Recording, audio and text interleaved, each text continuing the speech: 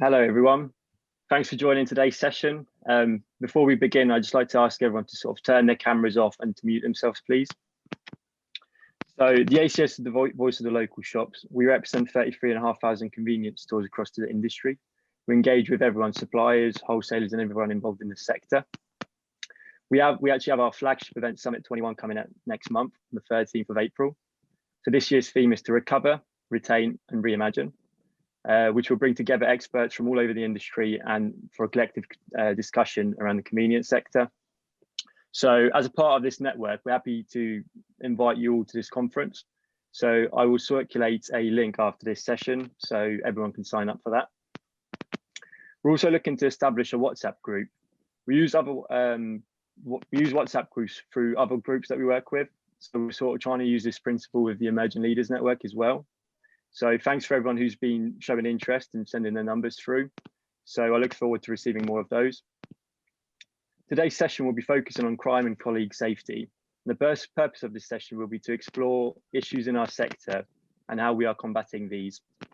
So hopefully at the end of the session, we'll all be able to take something practical away from it. We will begin with a short presentation from Elena Connell, Public Affairs Executive at the ACS, covering the crime report. We will then have a panel discussion with Greg Seymour from Mid-Counties Co-op and John Jones with StaffSafe, and Eleanor will rejoin us from the ACS. The group will then split into open-ended breakout rooms so everyone can discuss their experiences and thoughts with the group. So with that in mind, I'd like to hand over to Eleanor now. Saba, I'll just share my screen.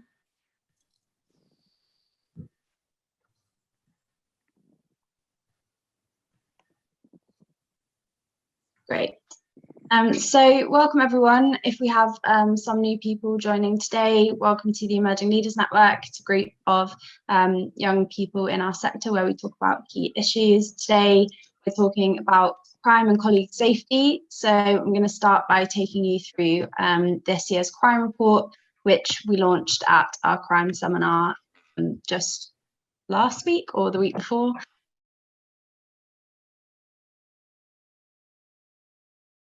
Report that we published with key statistics about crime in the convenience sector.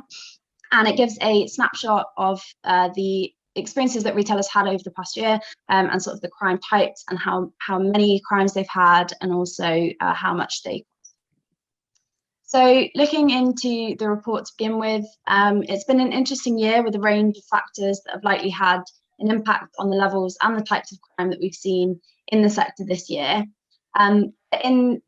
Last year, crimes cost convenience stores 142 million, which is equivalent to a 5p crime tax per transaction.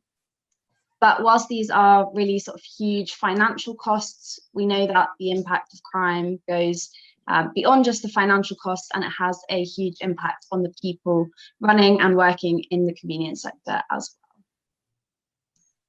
So if we look at, first of all, the impact of COVID, this is something that we included in the report, obviously for the first time this year, because it has had a large impact on the types and the amount of crime that we're seeing. So violence and abuse during the first lockdown increased 40%, and 65% of respondents said that they had seen COVID-related threats towards their staff. So this could include coughing and spitting threats, which we saw unfortunately quite a lot of throughout the first year. But perspex screens are also one of the top measures that retailers implemented to protect colleagues and customers from COVID. They also may have had an impact on levels of violence, sort of putting a physical barrier between colleagues and customers. But the most common types of abuse that we saw were reminding customers to wear face coverings, reminding customers of social distancing measures, and also queues outside stores causing frustration as well. If we move on to shop theft, this is one of the highest volume crimes that retailers experience, and incidents have remained high over the last year with over 1 million incidents. We do think that this is probably actually higher and reflects a real-time increase when we account for underreporting.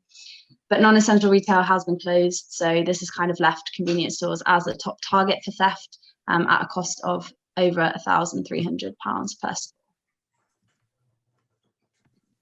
Looking at the profile of offenders, retailers are attributing the majority of shop theft to repeat offenders, 63%, and then the majority of those repeat offenders are motivated by a drug or alcohol addiction. We can see this in the most commonly stolen items, with things like alcohol and meat, high value items that are easy to resell. And we do consistently see addiction issues cited as a top factor in shop theft, because we don't feel that the justice system is sort of adequately dealing with shop thieves to sort of break that cycle of offending. There is a more serious impact of shop theft in the convenience sector as well. It is the top trigger for incidents of violence in our sector. But the report sort of interestingly this year shows that customers not following COVID secure guidelines is the second top trigger. So that's come into second place. But that is sort of a statutory responsibility, along with enforcing age-restricted sales policies. 2 and 3 are kind of those things that retailers are required by law to do, but sort of shows that they're most at risk when doing those and presenting those challenges to customers. Looking at the numbers of violence in the sector, it's very, very high. It's estimated at 40,000 incidents in the last year, and with almost 20% of these resulting in injuries of a store colleague. It's a very significant issue in our sector, which is why we wanted to explore this today. Looking at verbal abuse, incidents continue to rise. There were over 1 million incidents, and also 21% were estimated to be hate motivated. This is really concerning, and it's something that we tracked for the first time last year due to sort of trends that we've been seeing and hearing about, and we're tracking it again this year. So seeing it's kind of a high proportion of incidents there that are estimated to be hate motivated. We also did the colleague survey, which feeds into the crime report, and that's found that almost 90% of store colleagues have experienced some type of verbal abuse. Also on the colleague survey, we looked at how safe colleagues feel in stores, or how they rate their safety, and the average score for this was a 6 out of 10.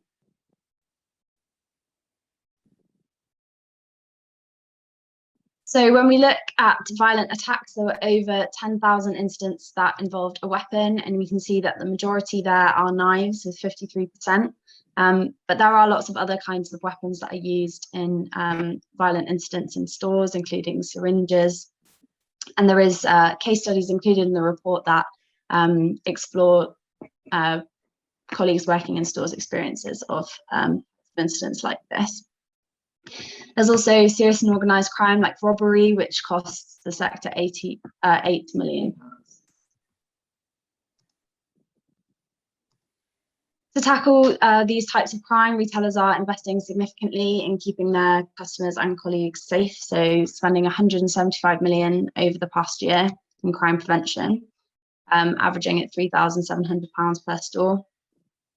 And when we look at the top areas for investment, we've seen security staff and intruder alarms that are higher on the list this year, which is not surprising with the COVID guidelines and also the lockdowns that we've had.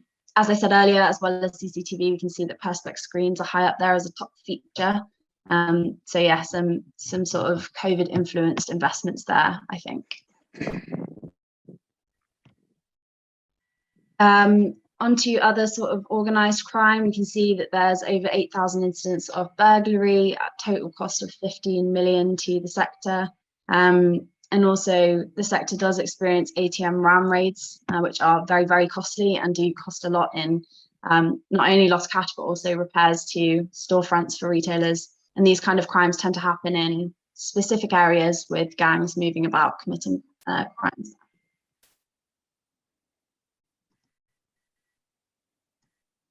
Looking at the relationship between retailers and the police in the report, it is quite a negative picture. Retailers do report very low satisfaction with the response that they get to retail crime from the police. And it's still an issue sort of that repeats itself, because when retailers aren't satisfied with the response that they get, it also causes a sort of lack of confidence in reporting So we can see that only 30% of retail crimes are estimated to be reported. And some of the common reasons that retailers cite is that they don't have confidence that it's going to be followed up. There's a perceived lack of interest, and also, as we know, the sort of time-consuming task of reporting, whether it's via 101 or trying to fill out forms online as well. So alongside our crime report, we do also publish crime guidance, which supports retailers in managing the crime threats that they're facing and that their colleagues are facing. And this includes comprehensive advice on how to report violent crime, managing workplace safety, some information about scams and frauds, and also information on a new campaign that we are running in the retail sector on Shop Kind. So I'll just briefly touch on a few of those things. So if we look at reporting, this is something that I often share with retailers, which is helpful when reporting violent crimes or non-emergencies. We've got guidance that we worked on with the National Business Crime Centre, which sort of talks about words to use when you're speaking to 999 or speaking to 101. It can help to highlight that an incident is violent. Sometimes retailers report that police response is not what they would expect because it's sort of being logged as a shop theft. So you can see here, these are the kind of things to communicate and making sure that you get across that the incident's violent or that the offender is still on the scene. And also for non-emergencies, checking the kinds of things that you'll need to have that will help, like CCTV footage or witnesses as well. And also if the offender is known to you, as we know, it's high levels of repeat offenders that are often known to shop to retail workers. So this is the section on the Suzy Lampley Workplace Safety Charter, which I just wanted to touch on briefly because this sort of relates to every role that people have, not just in the convenience sector, but in any role. In the crime guidance, we took this and adapted it to reflect working in a store. So there's sections on communications and training, reporting and supporting, risk assessments and lone working. But I think one of the key things that can come out of this for everybody is looking at lone working. Whatever your role is, often there are times when you go to meetings by yourself or when you're traveling to and from various appointments. And it just gives some food for thought about how to make sure that you're safe at work or how to make sure that you're following some kind of procedure for workplace safety. So thinking about who you let know who you're meeting or your whereabouts, and keeping contact details and a diary and things like that. So in stores, we have sort of recommended ensuring a manager is aware of where people are or having some sort of system where people can check in on each other. Lots of retailers opt for things like headsets or walkie-talkies for other purposes, but they can also help with things like this. Obviously having all staff and contact details up to date so you can contact them, and also systems to raise the alarm or panic alarms and things like that. So it's really interesting, something to check out, not just if you're a retailer working in a store, but also in any role, something that we've also thought about at ACS as well. Finally, I just wanted to briefly mention this. This is a campaign that we'll be launching on the 19th of April. We've got lots of contacts involved across the retail industry, and it's sort of looking into how we can help communicate that violence and abuse against shop workers is a problem, and also help to hopefully prevent incidents. So that sort of wraps up the summary of the crime report and the crime guidance, and I look forward to answering questions on the panel. All right, thanks, Elena. So before we begin the panel, I'd just like to remind everyone that if you do have any questions, then if you use the chat function below, then we'll sort of try and answer those as we go along. So with that being said, I'd like to thank Greg, John and Eleanor for joining me today. And if we just begin by introducing everyone. So Greg, do you mind introducing yourself first? Yeah, of course, yeah. So my name's Greg Seymour. I am a district manager at the Mid-Counties Cooperative and I've worked there for 14 years. I've done the role that I do for 5.5 years and I cover stores, 21 stores across Shropshire, Telford and Wolverhampton. Great, thanks. And you, John? I'm John Jones. I'm the manager at StaffSafe. I've been with StaffSafe now for near enough 10 years. I've been the manager for 8 years. We have over 5,500 units within retail sectors out in the field. So we have. Great. Elena? Yeah, I'm Elena Connell. I'm ACS Public Affairs Executive, and I lead on crime policy as well as a number of other policy issues, but we'll go with crime because that's what we're talking about today. Great. So my first question, I'm going to come to you, Greg, first. Is there anything in particular that stood out in the crime report to you that you'd like to highlight? Yeah, something that, and we've seen this, and obviously every other retailer has as well, the increase this year in verbal abuse on the back of COVID. And I know I spoke to Eleanor about this because many retailers took a different stance in regards to whether they would enforce mask wearing or wouldn't enforce mask wearing. And at Mid-Counties, we decided that we would follow the whole sort of co-op movement in regards to not enforcing mask wearing. And reason being is, although you do occasionally get, we did find that we occasionally got, and we saw the increase from customers complaining that we weren't enforcing other customers to wear masks. What we believed in, and we've sort of seen out there when I was speaking to other retailers, is where they have tried to enforce mask wearing with customers, that there is a massive increase in regards to the abuse that they were getting from that point of view. So we found from a keeping colleagues safe perspective that is the sort of stance we would take. And we did see an increase in verbal abuse as sort of the report shows, but I think a lot less of a capacity down the route that we decided to take in not enforcing that as opposed to enforcing it like other retailers decided to. Great. What about you, John? Is there anything that stood out to you especially? Yeah, I think for me is only 30% of these crimes being reported through to police, between the both the no confidence and the no follow-up equates to 68% of these aren't reported, which if these were reported, that's going to give a stronger case for some urgent action and getting some things done sooner as opposed to later. So it is. Exactly, yeah. And Eleanor, anything for you?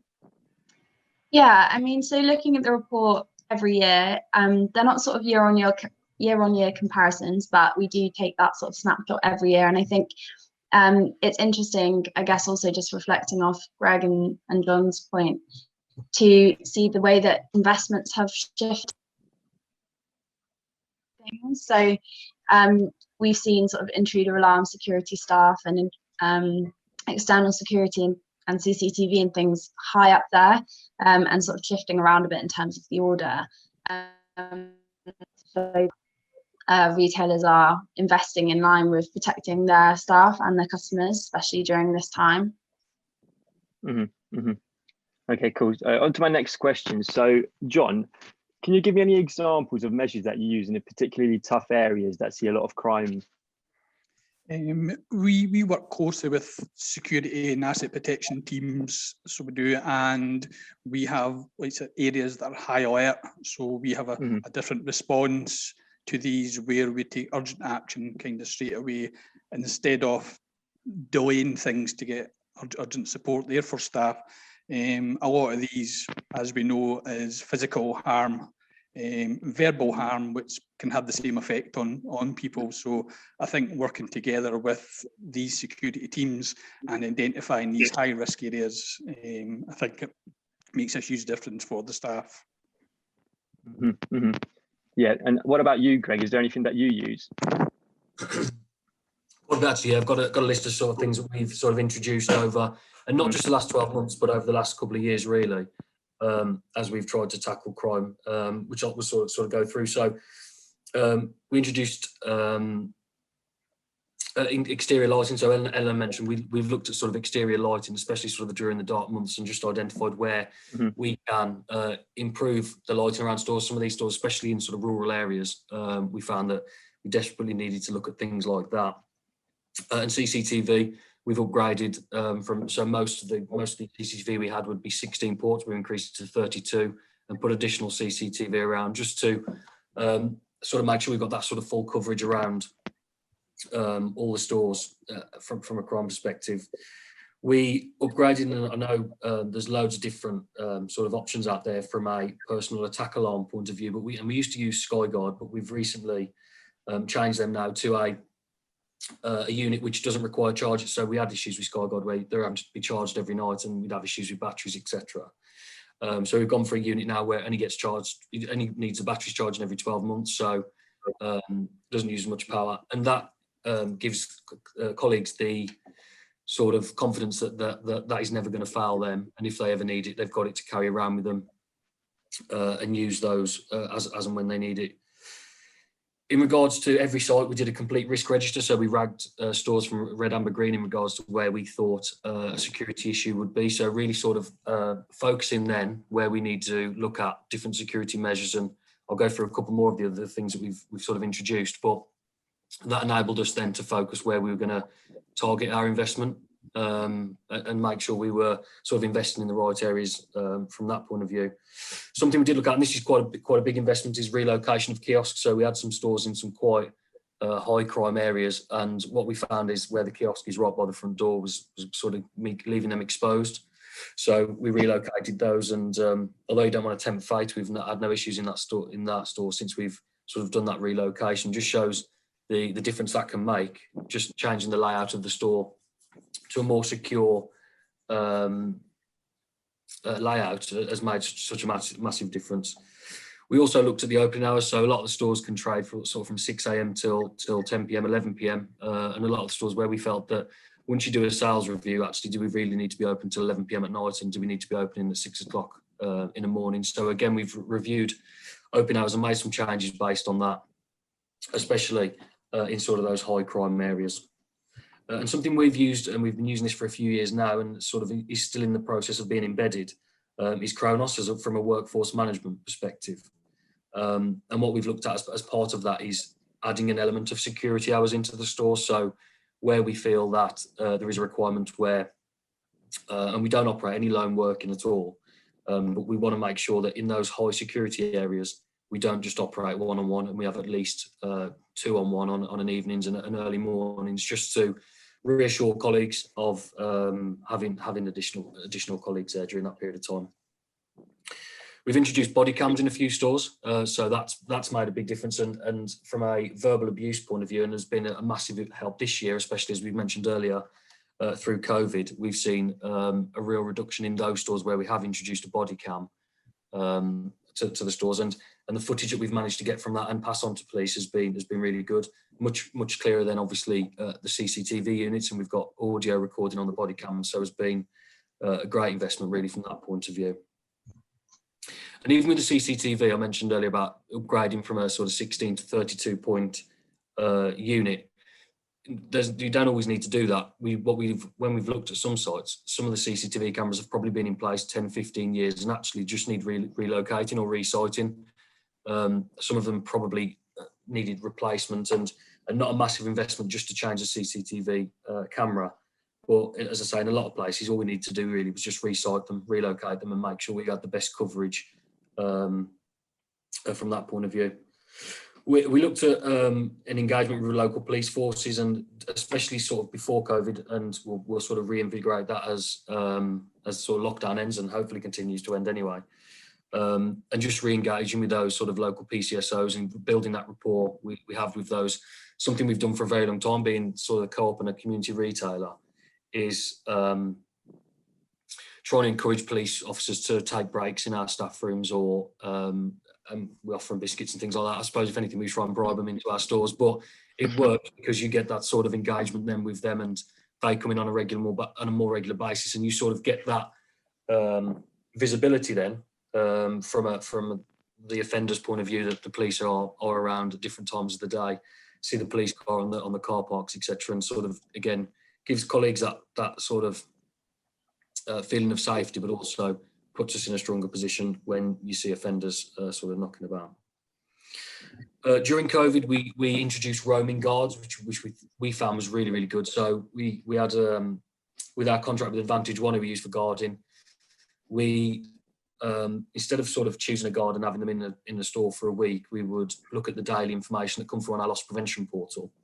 And just last year alone, we had 6,333 incidents reported through that, and they range from sort of shoplifting, attempted theft, suspicious behaviour, antisocial behaviour, various different things which are reported through the stores. And we would then target where we were going to put those roaming guards on a daily basis.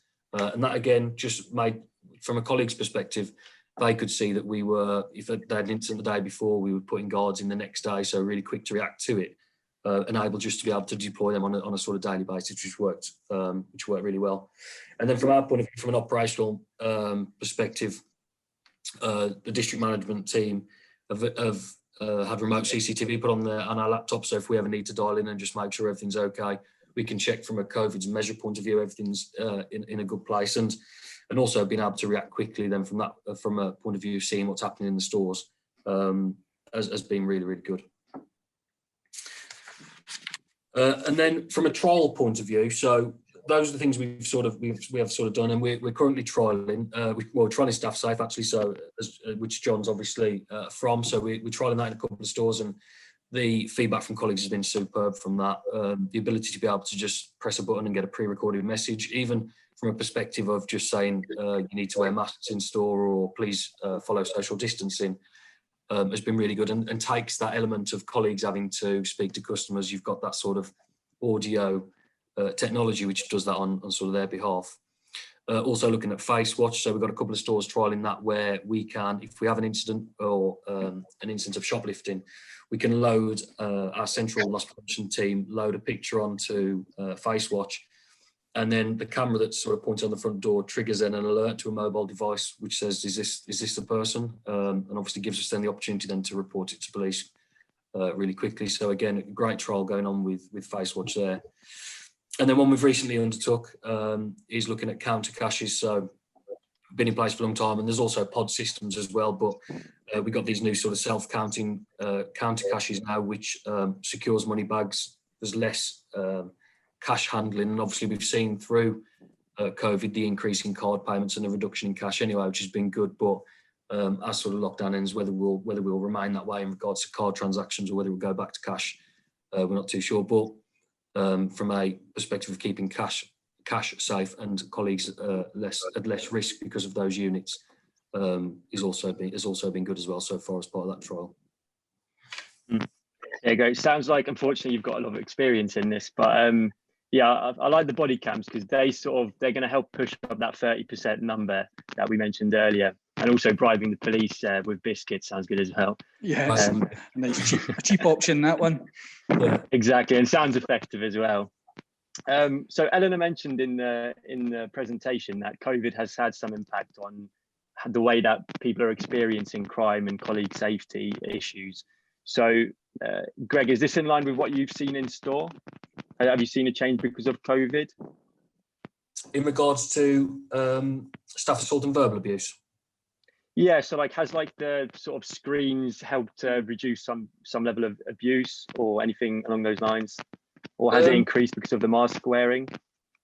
No, I wouldn't say it's made any difference really, the screens as such. From a keeping colleagues safe perspective has made a massive difference. And also from a customer perspective, they feel much safer shopping in the stores. And we measure on a daily basis a COVID measure. So we've got Talk to Us and different insights, which we use daily, and we review on our operations calls every morning. And as of this morning, our COVID measure was 97% customer confidence in sort of what we're doing. So from that point of view, I guess we have seen because customers feel safer, we've had less of a issue from an abuse point of view for colleagues. So, but it's definitely from a colleague's welfare perspective made a massive difference. What about you, John? Have you experienced any sort of changes because of COVID? We've had a change in incidents we've been dealing with. We probably mentioned before, where people are threatening to cough over them. They say they've got COVID and they're going to cough over them as well. You've got people throwing masks around. I mean, these are incidents that they'll push the button and we'll try and remove them from that.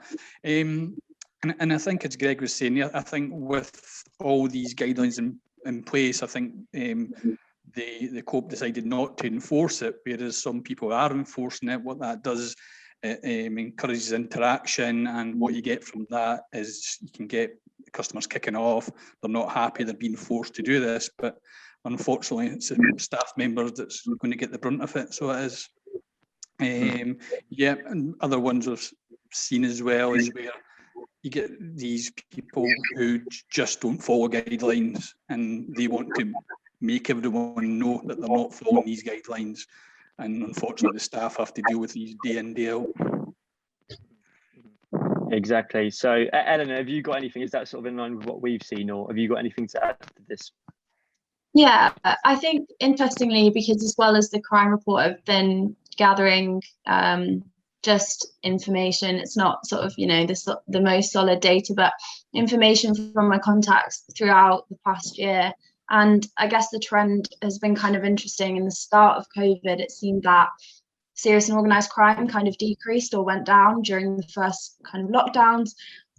There wasn't as much sort of robbery or burglary, but then it seems to have kind of come back up to normal levels now, and the levels annually are kind of similar to the previous year anyway. But it certainly seemed like those bigger, serious, more organised crime went down, and violence and abuse seemed to shoot up, especially I think because you are having those barriers in store, and you're also, well, for the most part, we were the only businesses that were open for the majority of the last year. So it was, I think, putting a lot of those offenders into stores, or also all of the kind of interactions that were needed around masks or around queuing or around social distancing, that were sort of putting those barriers in place, and we're seeing that increase in verbal abuse, unfortunately. And so some, obviously from our crime report, some retailers have said or indicated that there's been a reduction in crime over COVID, but the verbal abuse has gone up, like you just said. So shouldn't verbal abuse be a crime though? What do you think, Eleanor? Yeah, it definitely is a crime. I think this kind of I think this was kind of raised at the crime seminar as well, that retailers are saying, we haven't had that much crime recently, but we've had a lot of verbal abuse. And I think unfortunately, it just kind of goes to show how some people do see it as part of the job. And it's definitely, you know, not, and it shouldn't be, but it does just show how common it is, and how people almost are so used to it that they don't see it as a crime, and don't feel the need to report it every time it happens. I think if they did, yeah, they would spend a lot of time on the phone or reporting. So, I mean, it's really, really important that it is reported and that it is treated as a crime, because violence and abuse, you know, abuse escalates to violence, and these offenders are the same people, you know, committing crimes in other places. So it's definitely important to report so that police have the numbers and can use that to respond to retail crime. But as I said, I do believe it's sort of a self-repeating cycle where there's, you know, a lack of satisfaction, and then a lack of reporting, and also time, and all the other things that retailers had to deal with in the past year, like managing swarms of customers and long queues and things like that. So, yeah. What about you, Greg? Do you think that verbal abuse should be sort of escalated and sort of reported as a crime more often? Most definitely, yeah. And I think there is an element of an expectation from a colleague's point of view, and they may sometimes get that sort of verbal abuse and not even mention it to their sort of line manager because they think it's sort of an acceptable thing, or something they've just sort of got used to.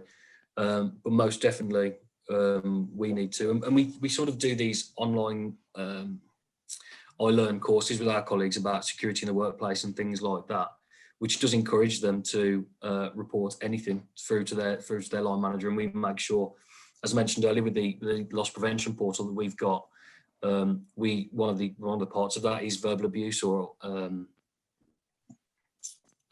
suspicious behaviour or antisocial behaviour, or any sort of elements that we consider a crime. We make sure we sort of report that through those sort of elements.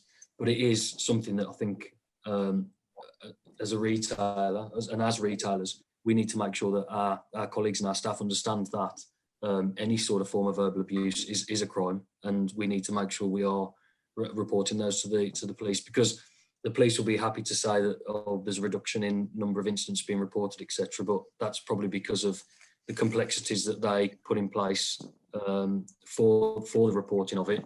And as the report has shown, most of 30% of incidents don't get reported because people have not got the confidence in the police to do anything about it. When actually you look at the police numbers, they're probably thinking it's because we're doing a better job, etc. But maybe it's just the complexities that they've put in place. But we need to make sure we raise that, and that the colleagues and us as a business and other businesses are reporting those. And do you agree with this, John? Do you think we should be reporting verbal abuse more? Yep, 100%. We actually report verbal abuse on behalf of our clients. They push for assistance. If they're being verbally abused in any way, then that's going to police. So it is, because it shouldn't be acceptable. It shouldn't be, as Greg said, and staff think it's just the norm and just got to deal with it, when making you feel bad by just trying to do your job and providing the community with a service, and then you're having to put up with that. So yeah, 100% it is a crime, and it should be reported as such. Mm-hmm. And John, your sort of system, the staff safe as well, it sort of takes away that point of conflict, doesn't it? Because it's sort of it deters people, and it takes away from actually having the colleague having to sort of go and confront that person that's going that might be, you know, abusing or stealing something. Yeah, that's the main use of the system, is to take the staff members out in direct line of contact. Then we engage with any perpetrators, anyone causing trouble. We've got highly trained operators who, our main focus is to get that person out of there and get them out, staff out of harm's way. But there is occasions where we have to get police down there in more serious incidents and racial abuse and things like that. They shouldn't have to put up with that. Mm-hmm. And Elena, have you got any sort of advice for maybe retailers on how to reduce verbal abuse as much as you can? I think it's unfortunately one of those things that you can never actually fully, you know, stop or prevent. But I think Greg mentioned training in terms of reporting, but there's also positive things that can be done in terms of training to help, you know, colleagues deal with sort of conflicts, or to sort of manage those triggers for violence and abuse, sort of referring to age verification as, you know, the legal requirement and things like that sort of deflect off of the colleague.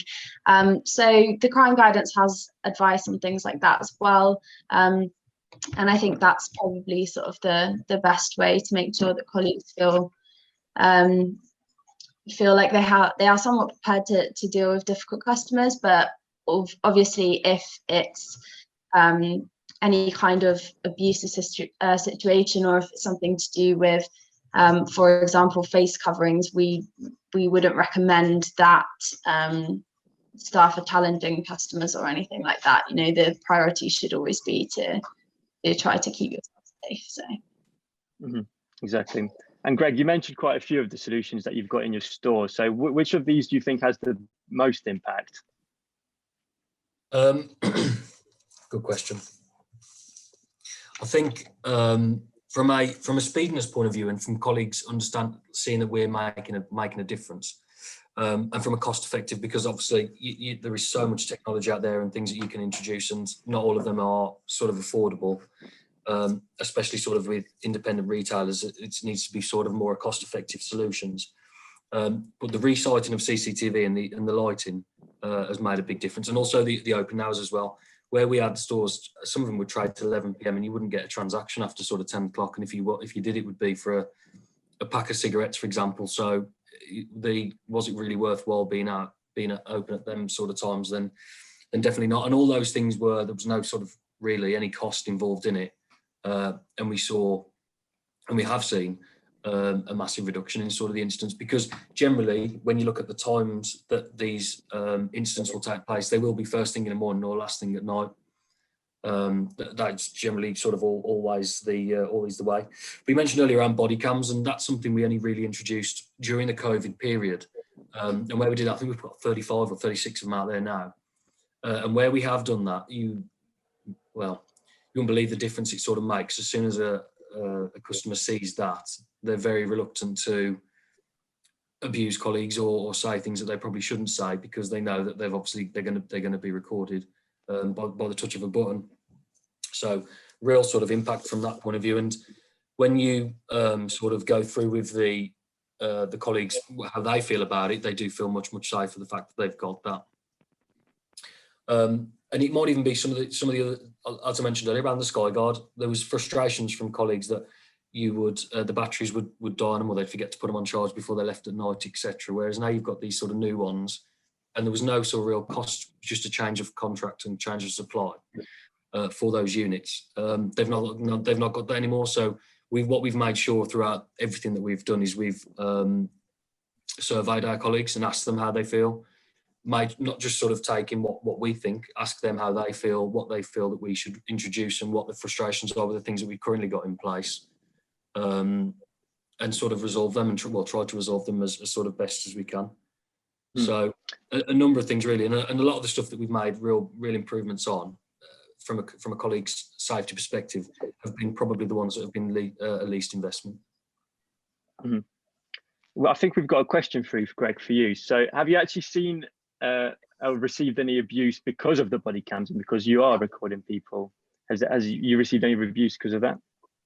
I think there's one incident we reported that. So where someone said to them, "Don't press that button," because there's literally a button on the top where they press it and it starts recording what they're doing. And I think we had an incident down in Oxford when we first sort of launched these, where that sort of happened. But in general, no, because as soon as they see it, I think it makes people sort of put them on their best behaviour, because they know exactly what the intentions of those are, and it's quite clear from it that it's going to record not just visually but also audio as well. And the footage that comes off it is so clear. I think if anyone saw just how clear it was, they'd think twice about saying anything to a colleague if they saw the level of sort of detail you get from that. Okay, so now coming on to the final question. So what can we all do as sort of colleagues, suppliers and individuals to feel safer at work and to make everyone sort of feel safer at work? So Eleanor, I'm going to come to you first. Yeah, so I think it was interesting to see, I guess, in our preliminary colleague survey results that colleagues on the ground rate their safety a 6 out of 10. I think it's interesting when you think about things like verbal abuse.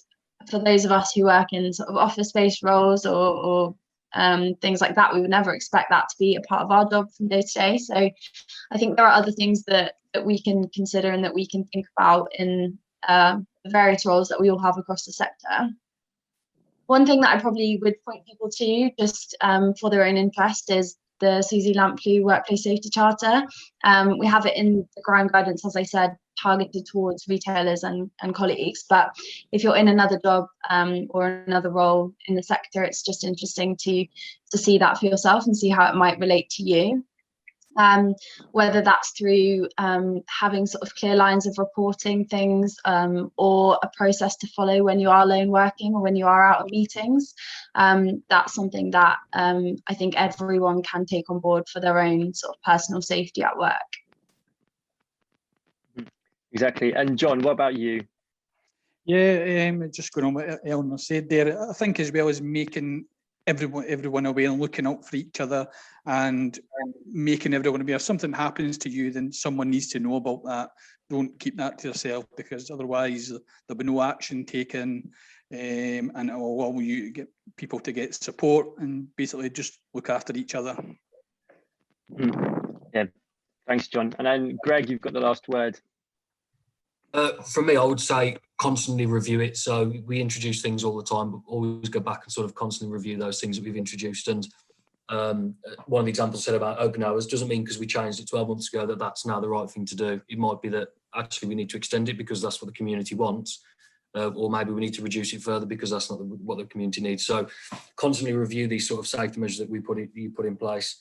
From a training perspective, ACS have got some great training available to colleagues and to retailers. So I would definitely take advantage of that. And we've also got some internal training, which our learning development team do, and continually do that. We make sure that our colleagues go through it at least every 12 months. So we don't just wait for them to have an incident and then do it. We make sure it's sort of on a rolling basis that we make sure they complete those, and just reaffirms what we want them to do and report, etc. As and when these sort of things happen. From a trials perspective, we do a number of them, and just make sure before we do that, we look at the fixed cost of what that's going to cost us and make sure the affordability is there. Because what you don't want to do is sort of get colleagues' hopes up sometimes that we're going to introduce this and actually it doesn't turn out to be that way because of the trial doesn't work out, etc. And maybe from an affordability point of view. And finally, just make sure that we're getting feedback from colleagues. Don't always think we can make the decisions ourselves.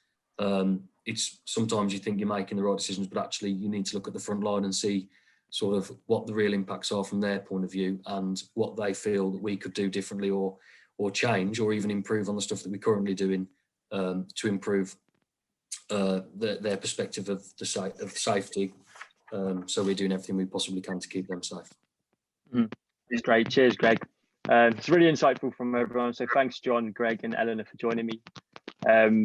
I think we're going to break out into our breakout sessions now. So if everyone sort of just turns on their cameras and mics, and then everyone should in time be allocated to one of 3 rooms where we can have keep going with the chat.